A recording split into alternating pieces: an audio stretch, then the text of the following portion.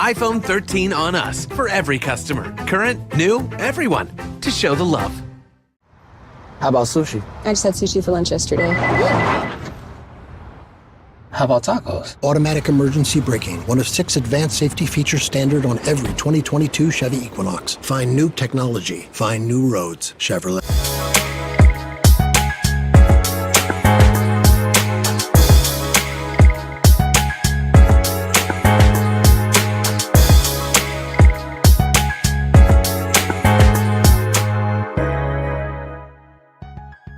I'm Deborah Owens, America's Wealth Coach, and it's time to get wealthy.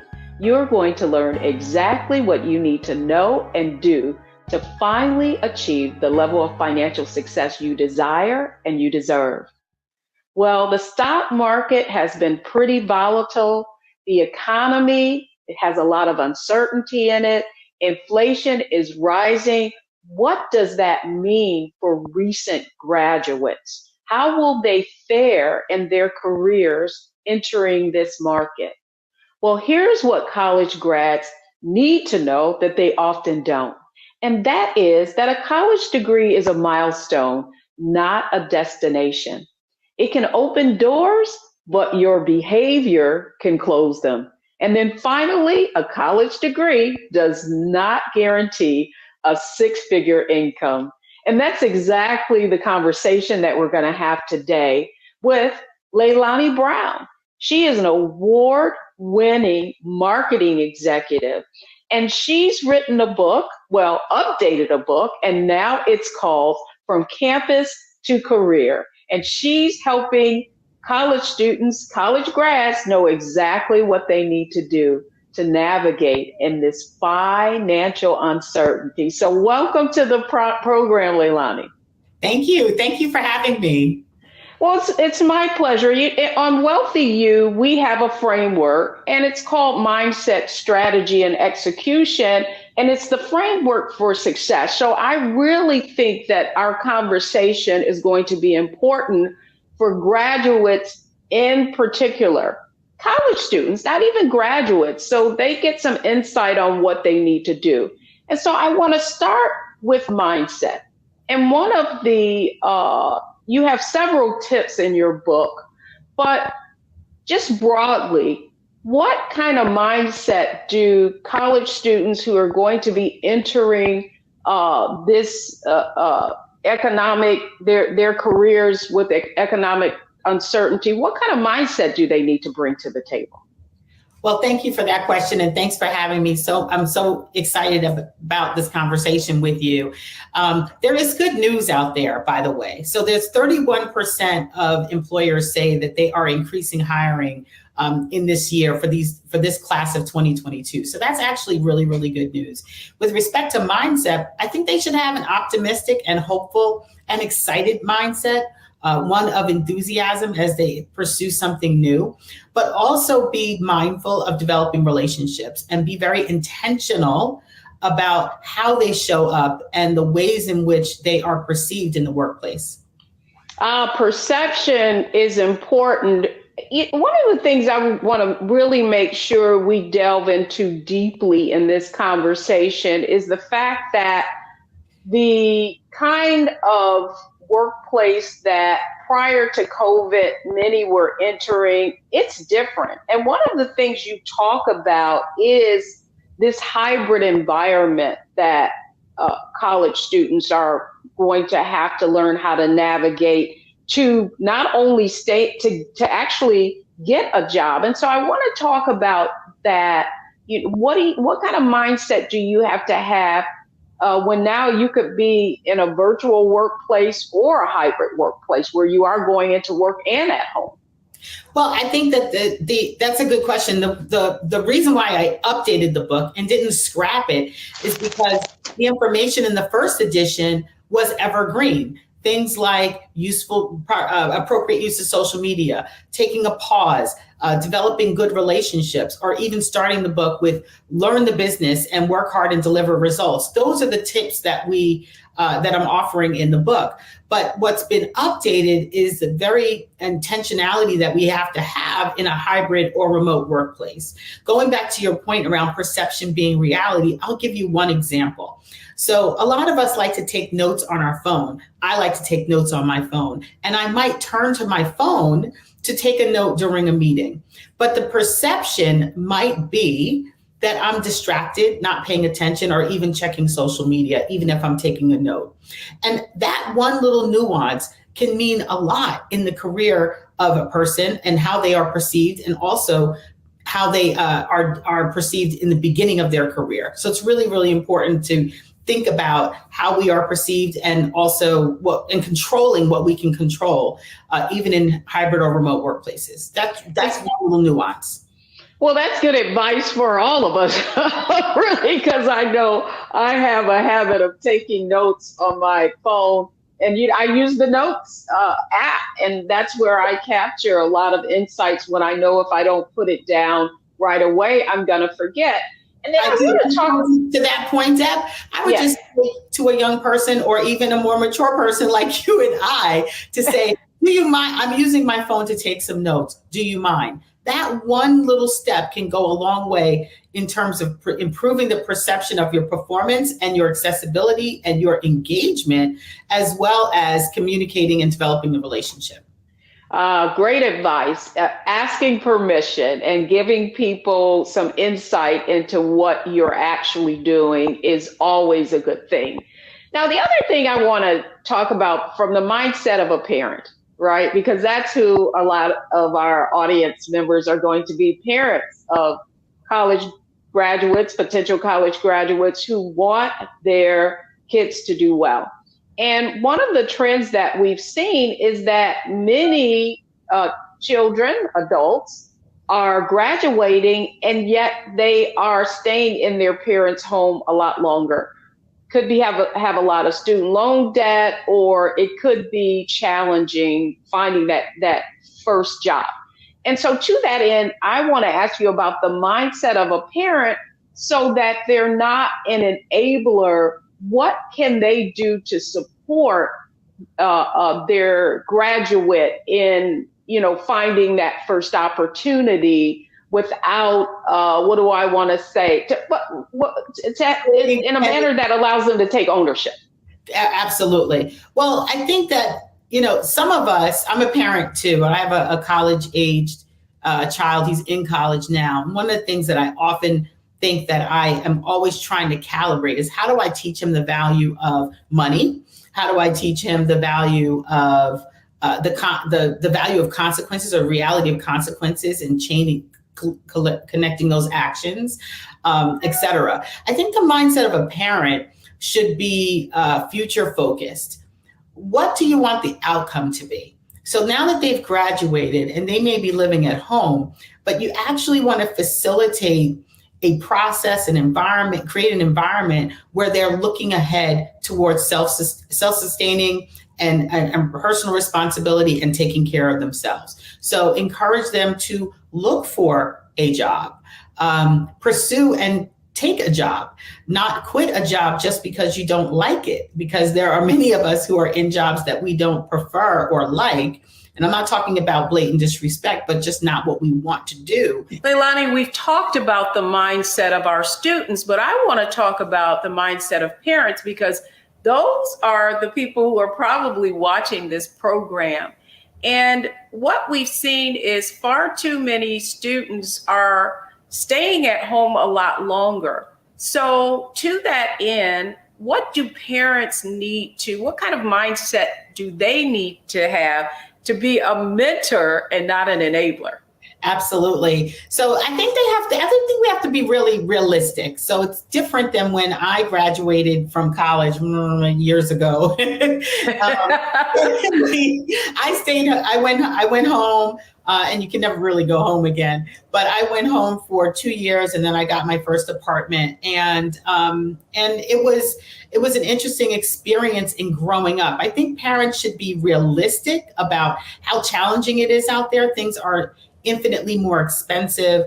Unfortunately, the markets are indicating that we might be going through a bit of a recession. It's going to be difficult, but they can stay home or be home for a period of time. And I would actually encourage that. And I think you might too, so that people can have a running start and pay off debt and not accumulate debt. At the same time, they should be very intentional and outcome oriented.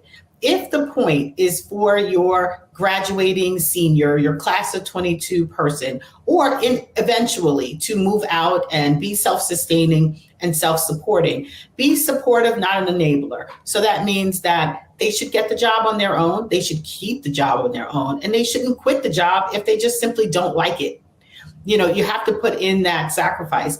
I also think that it's important for parents to either charge something. My mother used to call it a maintenance fee. She wouldn't dare call it rent. She said it doesn't drop anything in the bucket, but it's the service and the charge for living here. And really connect that there is a cost to living the lifestyle that you intend to live. On another note, she was holding that maintenance fee and she gave it to me as I moved out.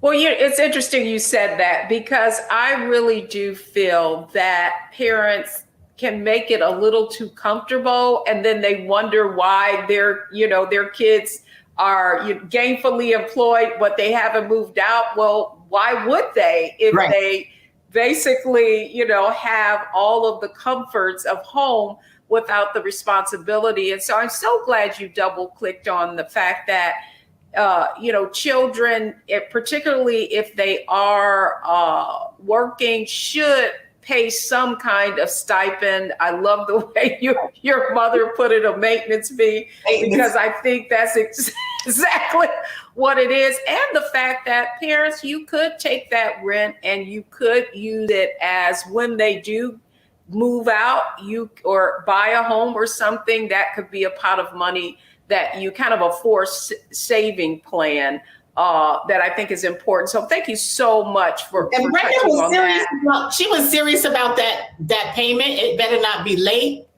and it had to be paid first. On the first of the month. But again, I really feel like you want to set your children up for success. And so to that end, you want them to know experience a little of what the real world is going to be like, but also having that safety net of being at home. So great advice. Folks, when we come back, we're going to talk about strategy. So we're going to learn what your graduate needs to know and do so that they can find that next opportunity, become gainfully employed, and be on the road to financial success.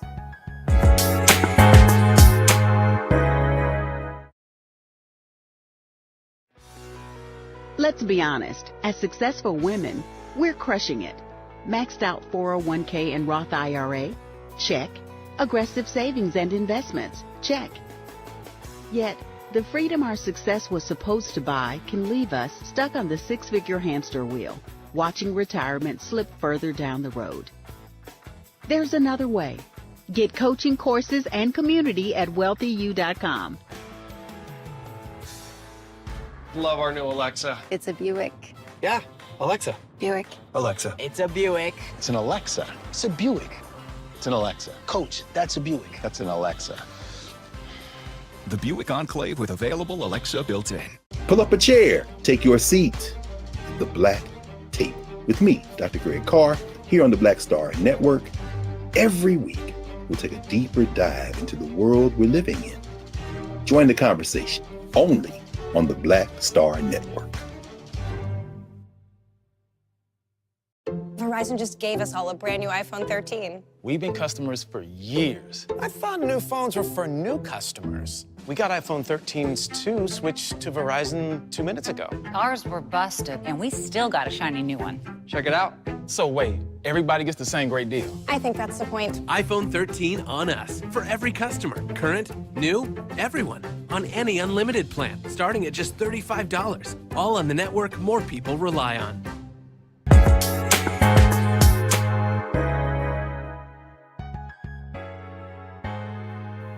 Welcome back, everyone. I'm Deborah Owens, America's Wealth Coach, and it's Get Wealthy, and we're talking about how our college graduates can get wealthy and they can get on the pathway to wealth with our guest, Leilani Brown. She is the author of From Campus to Career. And now we want to talk, Leilani, about what are the strategies that these graduates need to have so that they can catapult into a career as opposed to struggle in finding one? Absolutely. So I think one of the first things that a graduate can do that serves them well is learning how to tell their story. And there are two components to telling the story. One, it's answering the question, so tell me about yourself, and developing that elevator speech about who they are, what they do, or what special value that they bring to an employer or to a workplace or to the world. And I think the second part of it, and it's related, is coming up with a resume, a digital resume, whether it be on LinkedIn or another career platform. I would say go to many of them. Don't be on one platform, but be on multiple if they exist for you. But really creating a digital footprint, a digital resume or summary of your skills and your experiences, even if those experiences haven't been employment experiences, even volunteer experiences on a college campus or through your fraternity or sorority could be valuable. So learn how to articulate that on paper as well. So the elevator speech, or basically the answer to the most often asked interview question, so tell me about yourself, and having a strong digital version of your resume that is turnkey. You want to be able to give that, and this is the third tip, give that resume to someone who can make an introduction, broker an introduction, offer you an opportunity, or ultimately to employers. So those are the three things: elevator speech, really solid articulation in a resume or a LinkedIn profile about who you are and what you do, and then making sure that both of those things are ready and they're turnkey. So when the opportunities come, you're ready. Well, it's interesting that you talked about making it a turnkey, but I also believe in reading your book and the tips, and it's an easy read, by the way, folks. It's all actionable. It's a tip, and then there are things that you can do. And I love execution because that's our next step. Nothing happens if you don't do anything. And you brought up LinkedIn, and I think that's very important. But I also want to bring up the fact that this career search really should begin in college. And so for those parents who have college students, give us some tips on what they may do to position themselves already into a career and already have one when they actually get that degree. That's a great question. And I will tell you, the process and the work starts now. It starts even in your, sophomore semester or sophomore spring. It's not too late if you're graduating in September. But if you're listening and you're a parent of a college student, no matter where they are in their journey, have them first take advantage of the College and Career Placement Center or the Career Placement Center on their college campus. I happen to sit on the board of my alma mater, and what our studies show is that some students are postponing their career search until they graduate, or waiting until after they graduate. This is a perfect time, though, earlier in your college career to really explore. Look for internship opportunities, look for summer job opportunities, or even volunteer experiences that are going to give you a leg up ultimately in your search. So I would encourage them to take advantage of the career services offices that are in their colleges if they have them. The second thing is to start to really think intentionally about your network. You know more people who can help you and are inclined to help you than you think.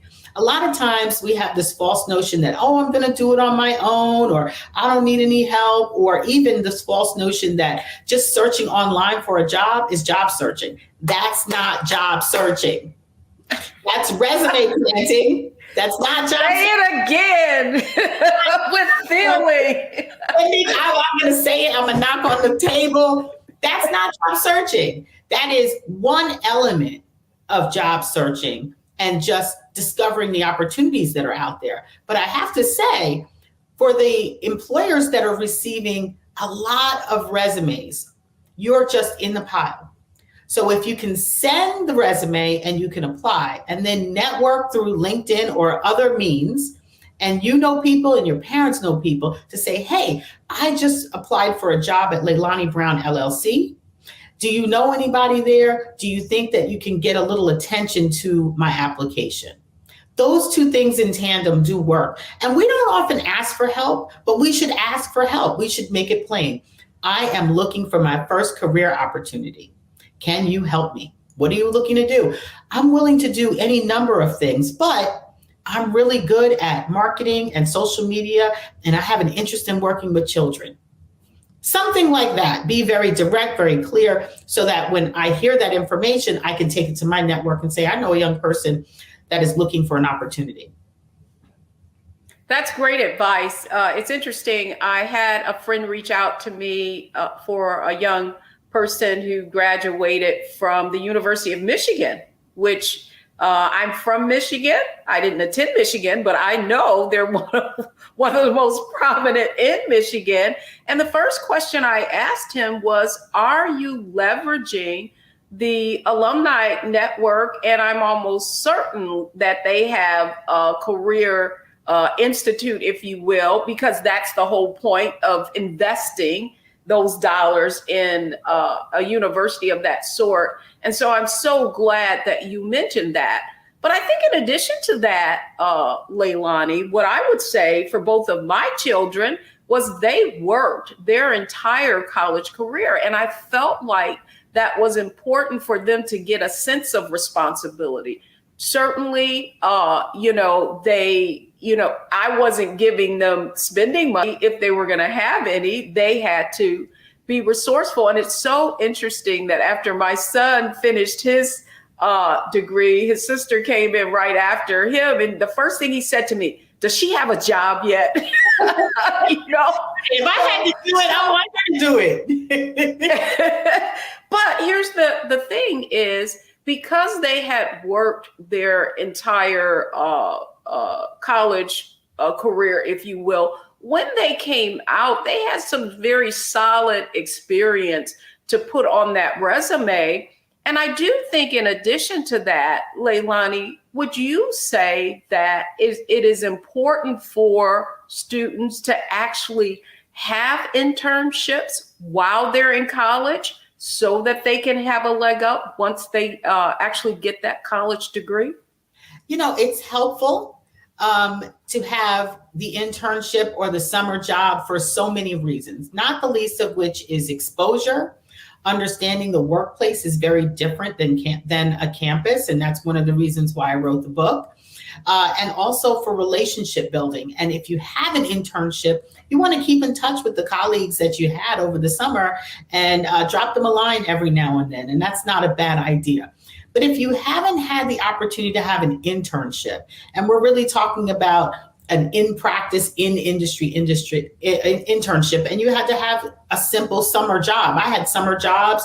I never called them internships, but I had summer jobs. It's not lost. There are so many employers that are actually hiring right now and looking for people to come in. There's no expectation that based on your internship, you know everything about the business. So I would say still try to apply and use the whole of your experiences, apply for those first jobs. You don't have to have an internship as a precursor to employment right out of college. I would also say this, prior to owning my own consultancy, I worked as an executive in corporate America for 30 years. And I would often get a resume on my desk or an inquiry to say, hey, do you have any opportunities? Do you have any internships or summer jobs or employment opportunities for this young person? And they were often from my peers. They were from higher up in the organization. They were even from assistants. And invariably, I would at least have an informational conversation with the person, and they might find their way somewhere in the organization.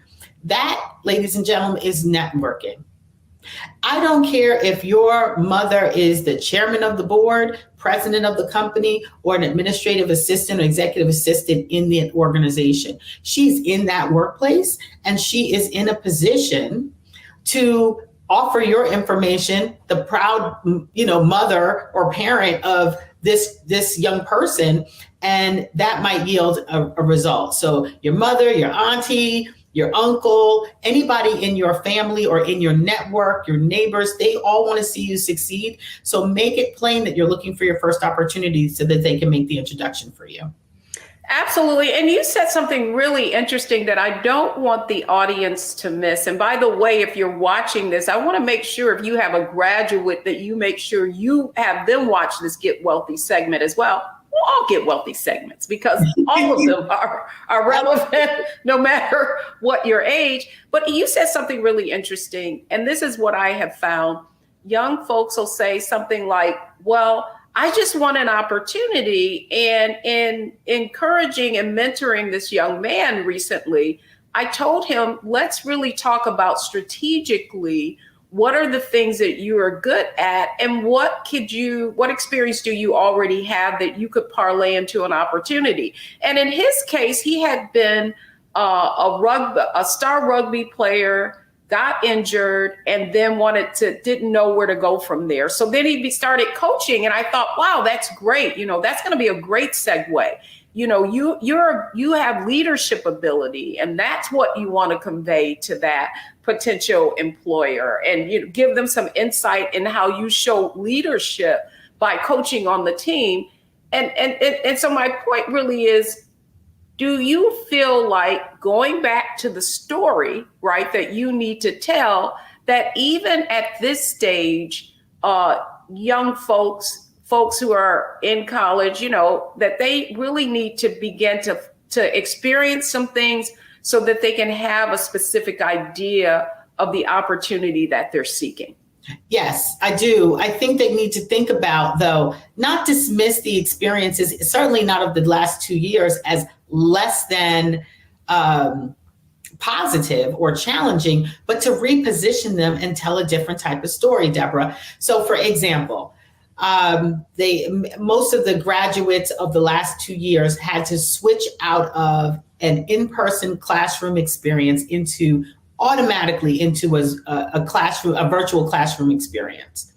Why not tell the story of your resilience, your agility, and your ability to work independently and also connect in a remote environment? Why not tell that story to potential employers in a way that demonstrates your ability to do the same for them? Those are all that's we're looking for. No, go right ahead. Those are that's we're looking for. Yeah, I mean, that's a great way of framing it, Leilani. And then finally, just in terms of strategy, what are some of the mistakes to avoid? I think we want to give it. And you mentioned so many of them in your book. There are a lot. I would tell you that the number one thing I would want our young people not to do is to think that the antics that we are seeing on social media, like zooming in from your bed in a bonnet, like having a sports... You're kidding me. Yes, these are the things that we're seeing on TikTok and Instagram, and we laugh at them. And, these viral videos are not reality. They're not reality. So I would just, there are so many things that I would talk about off book, and I'll talk about them now. Treat every day like the first day, if you can. So I remember growing up, first day of school, first day of work. I'm so excited. You got your new school ship clothes. Everything is ironed and your shoes are by the front door. Bag is packed. You're ready to go. Maybe a weekend, you're still doing the same thing. There's a level of excitement, haircut maybe is not as fresh, but you're still ready to go. A month in, you're sort of like, I got this. And then maybe 2 months in, you're not approaching it with the same energy and enthusiasm and preparation that you would. You might iron the front of the shirt, you might go in a little late, you're not quite ready, you forget your computer at home, etc. And so we start to become a bit more casual. So one of the things that I would say is have the staying power and try to treat every day. And every day is not going to be great, but try to treat every day like the first day and approach it with a sense of professionalism and respect for yourself, and go into it with a level of enthusiasm. Going back to the first thing that you asked me around perception is reality. And so be aware of how you're being perceived. There are ways, most of our communication is nonverbal. I talk a lot with my hands, but also showing up, turning on the camera if you're working remotely, showing up in person prepared and ready and engaged. That says to your employer, to your colleagues, I'm engaged, I'm ready, I'm here, and I want to be here. And that is really, really important, as opposed to those people making a decision about you that may or may not be true. The other thing I would suggest is that we're always communicating and communicating well. And just because your boss is not talking to you or giving you feedback doesn't mean that everything is going well. It may not be. People are just not good at giving feedback. So communicate, share what you're doing, share what you're working on, and ask for feedback. How's it going? How am I doing? Anything I can do a little bit differently? And then the fourth, and probably most importantly, is developing positive relationships. And I can't stress that enough, because people do business with people they like. They also advocate for them. They give them the benefit of the doubt when they mess up, and you will mess up. So develop positive working relationships with your colleagues. They don't have to be your best friends, but you want them to recall you and think of you fondly now and in the future. And that's a lot. Sorry, Deb. No, that's a lot, but I want them to know that we're going to make sure that they know exactly where to purchase your book, From Campus to Career. And when we come back, what's most important in our model, our framework for success is execution. So when we come back, we're going to be talking to Leilani about how you can actually take what you're learning today and put it into practice. So don't go anywhere, folks. When we come back, it's all about execution.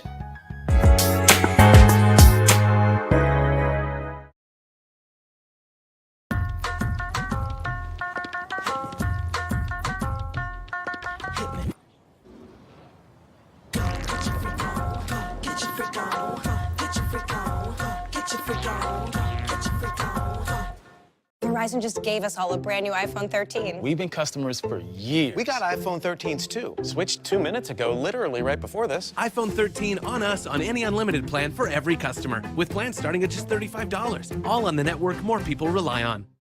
Love our new Alexa. It's a Buick. Yeah, Alexa. Buick. Alexa. It's a Buick. It's an Alexa. It's a Buick. It's an Alexa. Coach, that's a Buick. That's an Alexa. The Buick Enclave with available Alexa built-in.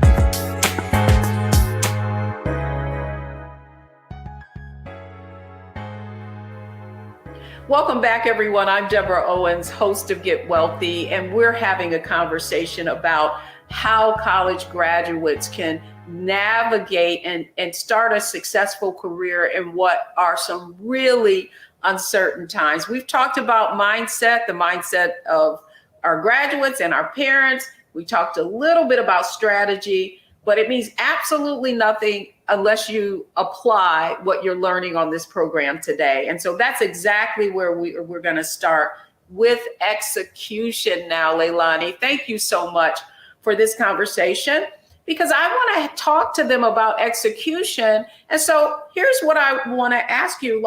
I've landed my first interview. What do I do? First things first, for the interview, you want to research and you want to learn everything that you can about the company, the industry, and maybe even the person that is interviewing you without stalking them. But you really want to be immersive in the company, what they do, how they are profitable, what the drivers of profit are, what the drivers of loss are, so that you can be and understand your own unique individual role. So that's the first thing I would advise a young person to do. And then the second thing I want to ask you about, so I know that, I've watched both of my children as they've pursued different opportunities. And oftentimes what employers do is they have a couple of preliminary interviews for fit, right? Kind of product market fit, but for you, person market fit. And so, in those interviews, how should I prepare for that preliminary interview, which typically it used to be on the phone, now it's virtual? So that's a great question. They will ask you in one way or another, or maybe just like this. So tell me about yourself. That is the most often interview question. It's an awful question, but it's always used the same. It's always delivered.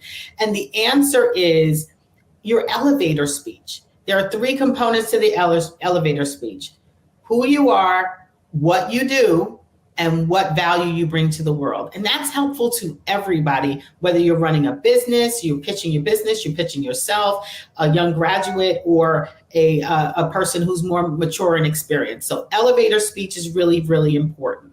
The other thing that I would say to do is maybe even write down a few talking points. Really study the job description and then write down a few talking points about why you are the best qualified or uniquely qualified for that role. The third thing that I would suggest that you do, especially even if you are in a hybrid environment, is dress for success.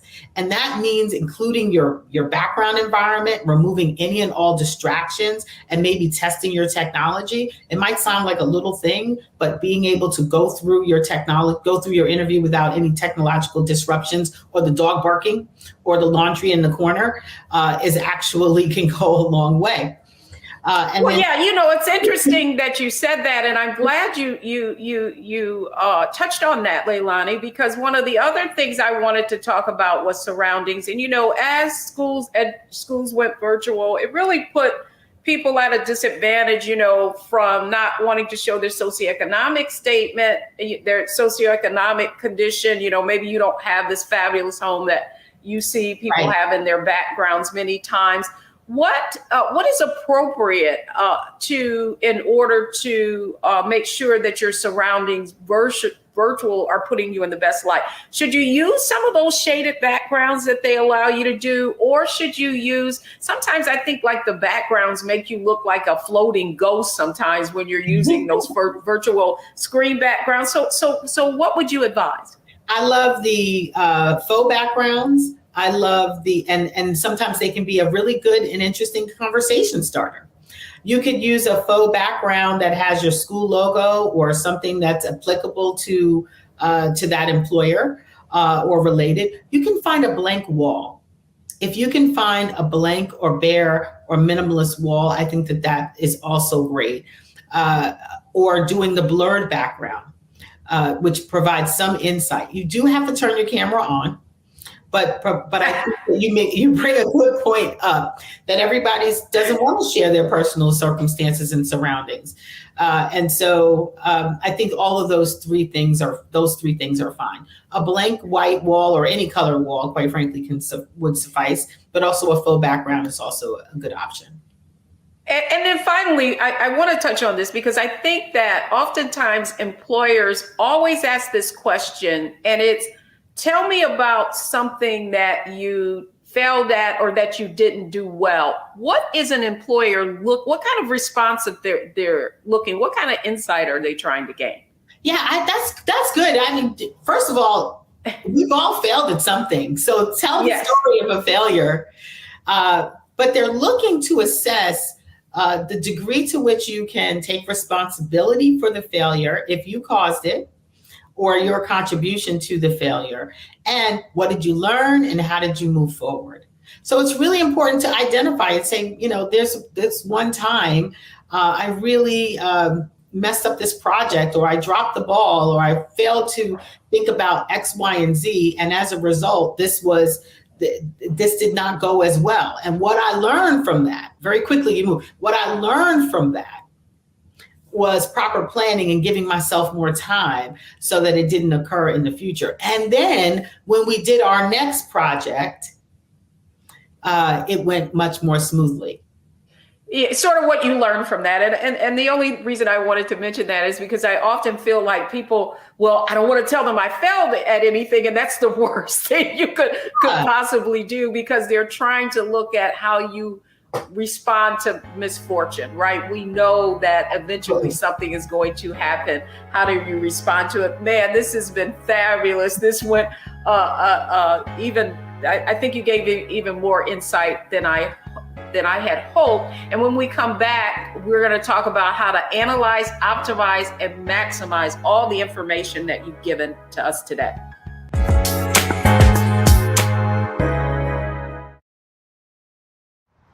How about sushi? I just had sushi for lunch yesterday. How about tacos? Automatic emergency braking, one of 6 advanced safety features standard on every 2022 Chevy Equinox. Find new technology. Find new roads. Chevrolet. We're all impacted by the culture, whether we know it or not. From politics to music and entertainment, it's a huge part of our lives, and we're going to talk about it every day right here on The Culture with me, Faraji Muhammad, only on the Black Star Network.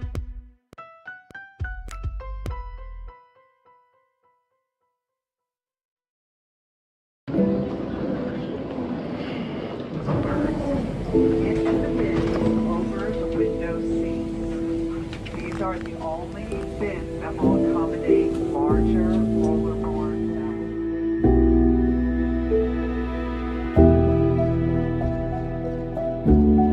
They put 10 in here? 10, and you don't come out till you die. And you eat him, you eat 10. Oh my God.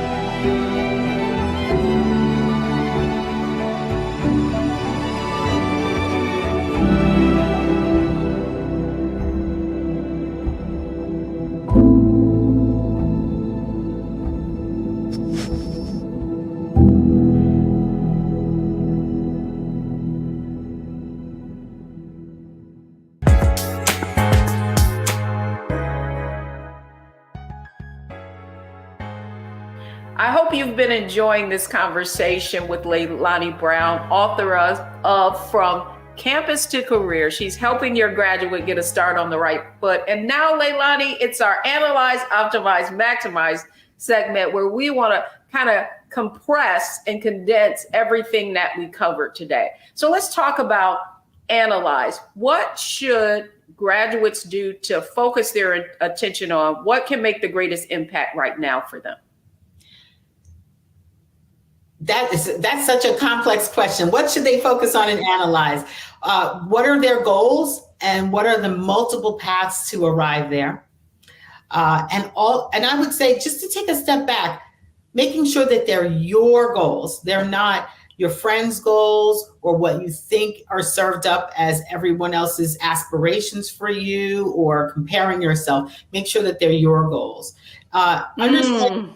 And I think that's really important, and especially in this age. Again, I keep going back to social media, and I don't mean to beat up on it so much, but we are in a place where it's so tempting to compare everything to everyone else. What we have, the job we have, where we're going, to everyone else. But I really encourage young graduates to run their own race. So do some self-examination, determine what's important to you, and pursue that path, your path. Don't look at everybody else. No, you're absolutely right. I really believe comparison kills, right? Like it really takes you, it takes you away from where you should be focusing your attention. And those are your gifts, your skills, your talents, and how you can serve. And the next thing I have for you, though, is optimize. How can I optimize my resources? Sometimes graduates are coming out. Maybe they do have student loan debt, that maybe that's something that's looming. Maybe they don't have a lot of resources. How can they optimize their resources in their career hunt? Absolutely. I mean, you can have a simple work uniform. And this is going to sound really, really simple, but it's, I think, practical. You don't have to be the flyest kid on the block, to go to work. You can have the simple neat, clean apparel to go to work. You don't have to be fly and fashionable. You're not trying to pretend to be anything other than what you are. I would really minimize debt at this point and not take on debt so that you can have a running start to your career as opposed to a hobbled start. If you're coming out with student loans, keep pace with them so that you can preserve and maintain excellent credit. Don't take on unnecessary credit card debt at this point, trying to keep up with the Joneses or the Jacksons or the Lewises or whatever.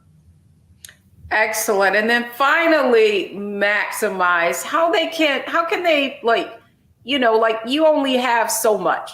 And so how do you come to that, find that strategy, if you will, and maximizing that can be the thing that gives you the momentum you need? I think focus gives you maximizing opportunity, right? So we have, I would say, fairly unlimited, not totally unlimited, but fairly unlimited potential, but we don't have unlimited capacity. And so focusing on what's most important to you, your individual goals, your individual pursuits, and not being distracted by the other things can go a long way. That's when you can maximize. You know, if you had 5 pennies on a desk and you can only make 5 movements, you can either move 1 penny forward 5 movements, or you can move each of them one movement. What are you going to do? And so by focusing, you can really, really achieve a lot as opposed to making your impact diffuse. That's how I would maximize. Leilani Brown, thank you so much for sharing all of your tips from your new book, From Campus to Career. Thank you so much for having me, Deb. It's always good to be in conversation with you. Absolutely. Folks, when we come back, the 3 takeaways for your graduates from today's show.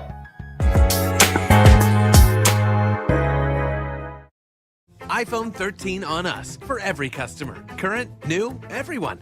To show the love. How about sushi? I just had sushi for lunch yesterday. How about tacos? Automatic emergency braking, one of 6 advanced safety features standard on every 2022 Chevy Equinox. Find new technology. Find new roads. Chevrolet.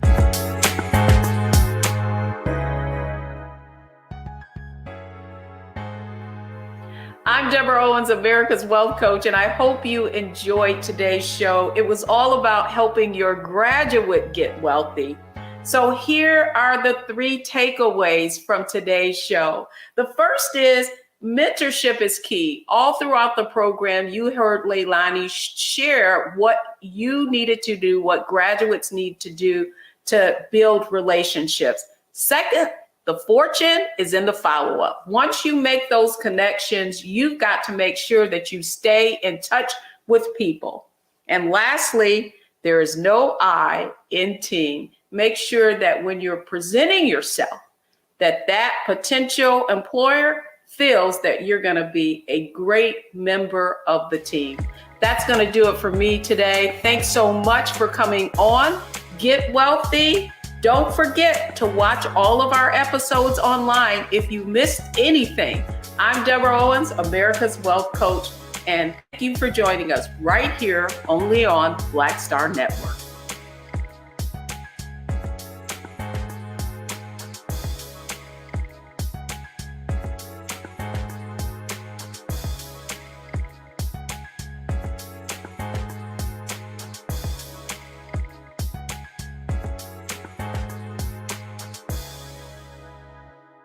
How about sushi? I just had sushi for lunch yesterday. How about tacos? Automatic emergency braking, one of 6 advanced safety features standard on every 2022 Chevy Equinox. Find new technology. Find new roads. Chevrolet. It's time to be smart.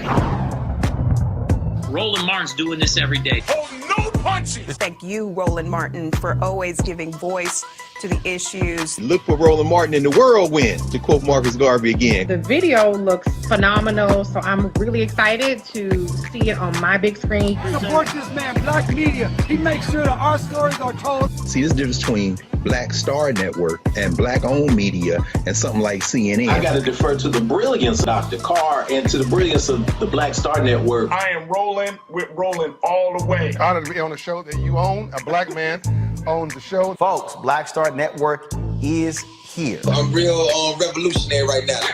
Roland was amazing on that. Stay black. I love y'all. I can't commend you enough about this platform that you've created for us to be able to share who we are, what we're doing in the world, and the impact that we're having. Let's be smart. Bring your eyeballs home. You can't be Black-owned media and be scared. You dig?